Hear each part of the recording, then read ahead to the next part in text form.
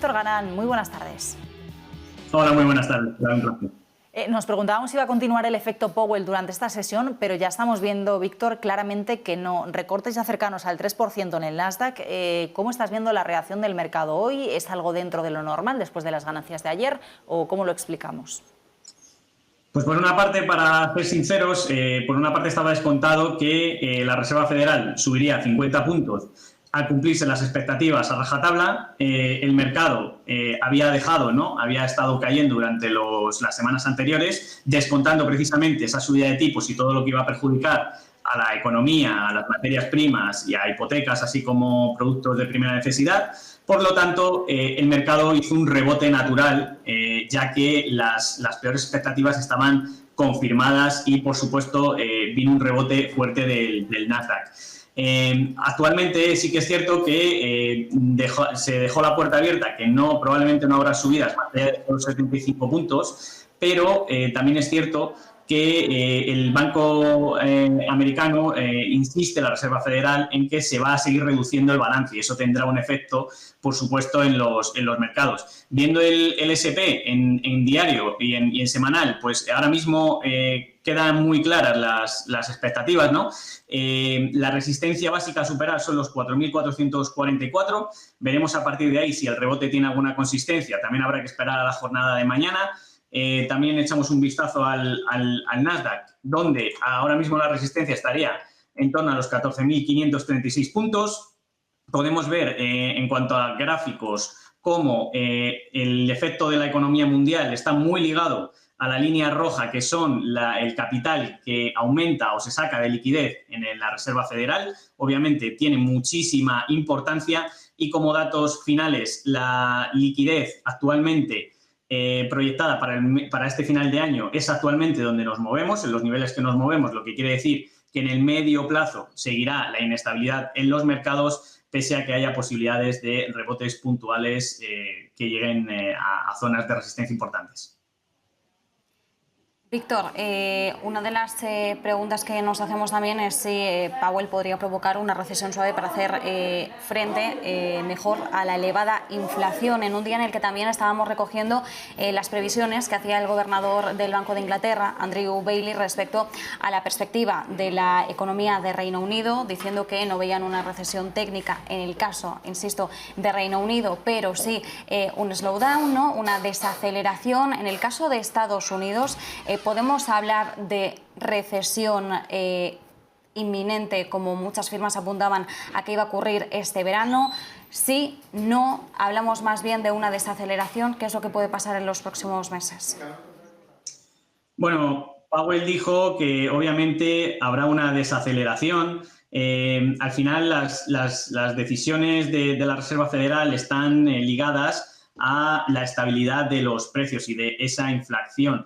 Obviamente, ahora mismo hay sobre la mesa el problema de los cuellos de botella que existen en China. Probablemente dijo Estados Unidos que actualmente ellos están focalizados en su propia economía.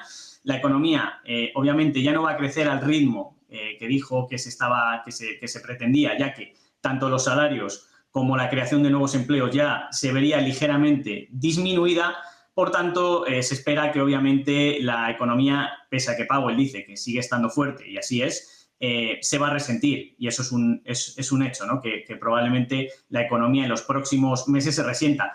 Veremos si cae lo suficiente para que llegue a ser una recesión, pero actualmente obviamente las perspectivas han empeorado, así como hace meses repetía que no existía la inflación y que iba a ser transitoria. Ayer ya comenzó la rueda de prensa diciendo que la inflación era demasiado alta y lo repitió en las sucesivas intervenciones que estuvo contestando a los periodistas. Así que, por tanto, de momento no es el escenario, porque los datos no muestran la recesión clara, pero obviamente se están dando los pasos a la desaceleración y a que la economía americana vaya hacia allí.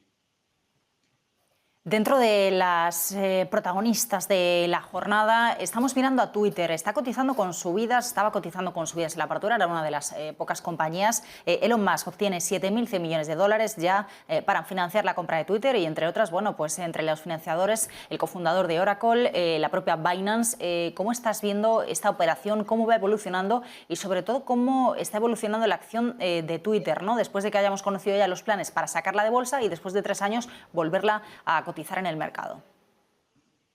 Bueno, la verdad que Twitter y todo lo que toca Elon Musk al final está recubierto por éxito.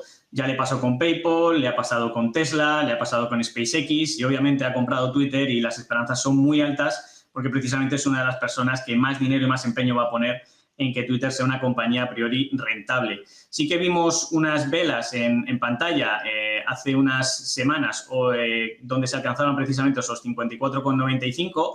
Actualmente se mueven en entornos cercanos, ya que pues la operación va llevando su curso y sí que existe un peligro, ¿no?, de que salga de bolsa. No obstante, de momento las acciones se mantienen mejor de lo esperado. Dentro además de las acciones que miramos en Planeta Bolsa, dentro del consumo digital es un percentil alto, es decir, está entre el top 10 prácticamente de las acciones de ese sector. Además, lo está haciendo mejor que el S&P y podemos ver en las barras verdes del primer indicador que está incrementando el capital comprador, lo cual es algo que nos gusta, es algo que perseguimos. Ahora mismo los soportes estarían claramente en los 41,29 y los 44,50 dólares, que es precisamente donde ha dejado el gap alcista y no debiera de perder porque, como ya sabemos, los gaps deberían funcionar ahí como una resistencia. Pasando a la renta variable española, Víctor, JP Morgan decía que en estos momentos apuesta por el IBEX 35, que ve con buenos ojos el mercado español y de hecho cree que es uno de los más baratos del mundo en estos momentos. También apostaba por algunos valores concretos de la bolsa italiana, pero si miramos al atractivo que ahora puede presentar nuestra bolsa, ¿a qué sectores, a qué compañías podríamos mirar desde un punto de vista del análisis técnico? ¿Cuáles son las que para ti, Víctor, presentan ahora mismo un buen aspecto? Vale, pues como sabemos el IBEX 35 ha desempeñado un papel peor estos años que las bolsas americanas y que sus homólogos europeos. No obstante, desde que hizo el mínimo en los 7.300 se está apoyando en los 8.500, donde pasaba la media y donde además dijimos aquí en programas anteriores que tenía una fuerte resistencia a los 8.800. Así ha sido. De momento, con menor volatilidad que el resto de bolsas y comportándose mucho mejor. Ahora mismo hay compañías muy interesantes, como por ejemplo es el caso de Telefónica, la cual ha estado bastante denostada durante hace muchísimos años y obviamente no es para menos porque ha sido muy bajista, pero en los últimos meses estamos viendo desde Planeta Bolsa que ha roto un rango lateral entre los 3,60 y los 4,31 y es una de las acciones destacadas además dentro del sector de telecomunicaciones en el mundo, lo cual nos da una seria perspectiva de que tras ciertas correcciones ahora mismo los soportes están cerca de los 4,28 y es una compañía que está llamada a hacerlo mucho mejor que el mercado. Es donde estaríamos ahora mismo mirando.